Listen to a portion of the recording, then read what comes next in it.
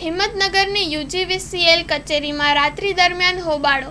મોડી રાતે 11 કલાકે 200થી વધુ લોકો UGVCL કચેરી પહોંચ્યા. છેલ્લા 10 દિવસથી રાત્રે લાઇટ જતી રહેતી હોવાથી લોકોએ હોબાળો કર્યો.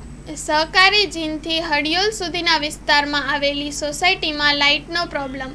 તુલસી flat, Rajtirth society, Kankdol Kampa, Pipli Kampa, Atri green flat, Atri township, Atri green bungalow સહિતના આસપાસની સોસાયટીના લોકો PGVCL કચેરીએ પહોંચ્યા. સોસાયટીના રહીશો, યુવાનો, મહિલાઓ UGVCL કચેરી મોતીપુરા પહોંચ્યા. છેલ્લા ઘણા સમયથી લાઇટનો પ્રોબ્લેમના કારણે બાળકો સહિત વૃદ્ધ અને હૃદય રોગના દર્દીઓને મુશ્કેલી પડતી હોવાની રજૂઆત કરી. છાશવારે લાઇટ જતી રહેવાને કારણે સ્થાનિકોમાં ભારે રોષ. UGVCLની બેદરકારી સામે સ્થાનિકોએ ભારે રોષ વ્યક્ત કર્યો. UGVCLની કચેરી આગળ સૂત્રોચ્ચાર કરી બેસી ગયા. મોતીપીરા UGVCLના અધિકારીને રાત્રે બોલાવાયા. લોકોનો રોષ જોઈ એક તબક્કે હિંમતનગર A ડિવિઝન પોલીસને બોલાવવી પડી. રાત્રે 1-2 વાગ્યા સુધી હંગામો. મોડી રાત સુધી ચાલેલી બોલાચાલી બાદ મામલો શાંત પડ્યો. Story report by Jitendra Solanki, Sabarkantha. અત્યારે લગભગ જી બોર્ડ આગળ 400થી 500 જણા ભેગા થયેલા છે.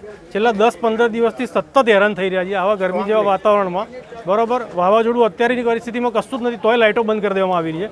નોકરી જવાના ટાઈમે લાઇટો ના હોય, નાના છોકરાઓ ઘરે હોય, રાત્રે સૂવાના ટાઈમે લાઇટો ના હોય. આટલા 43-44 ડિગ્રી ગરમીમાં કારણ વગરના લાઇટોનો કાપ આપવામાં આવે. ગમે તેટલી રજૂઆત કરીએ છીએ પણ કોઈ સાંભળવા તૈયાર હોતું નથી. પ્લસ છેલ્લા 10 દિવસથી એટલા હેરાન થઈએ છીએ કે સવારે રાત્રેની લાઇટો જતી રહે, સવાર સુધી લાઇટો આવે નહીં. વોલ્ટેજ ડીમ થાય, પ્લસ થાય, માઇનસ થાય. એમાં અમારા ઘરના સોસાયટીમાં ઘરમાં કેટલા લોકોના પંખા, ટીવી, ફ્રીજ બધું ઉડી ગયું છે, જેની કોઈ સાંભળવા તૈયાર નહીં. એના ત્રેસા મોટર ચાલુ થતી નથી અને પાણી બી ચડતું નથી. છેલ્લા 4 દિવસથી અમે આરોના પ્લાન્ટમાંથી પાણી લાવીએ છીએ ઘરે નાવા ધોવા અને ટોયલેટ જવા. પાણી છે, પાણીનો પ્રોબ્લેમ રહે છે છેલ્લા 4 દિવસથી. અને છેલ્લા 15 દિવસથી આ જ પરિસ્થિતિ છે. હેતલ ત્રિવેદી. 5 થી 7 દિવસ રાતથી સોસાયટી, પીપળી કંપા, કાંકરોલ, અત્રી રેસિડેન્સી, આ બધાનો એક અઠવાડિયાથી લાઇટનો એટલો બધો ત્રાસ થઈ ગયો કે બાળકોને છોકરાઓને લઈને ગામડે અમારે જવાનો વારો આવ્યો. અધિકારીઓને કોઈ જવાબ આપ્યો, સીધો જવાબ આપતા નથી. અત્યારે ફોન કર્યો મેડમને, એમને એવું કીધું કે જે થાય એ તમે કરી લેજો. ને અહીં કોઈ કમ્પ્લેન સાંભળવા તૈયાર નથી ને કમ્પ્લેન નંબર તો લાગતો જ નથી.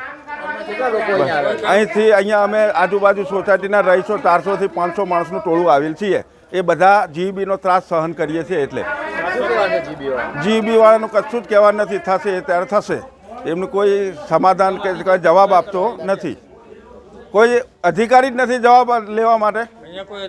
હા, કર્મચારી અહીંયા કોઈ હાજર છે જ નહીં વ્યક્તિ કે અહીં જવાબ આપીએ અમે તમને. એમ મિતેશભાઈ પટેલ. આઈ થિંક 101 લોકો છીએ અહીંયા.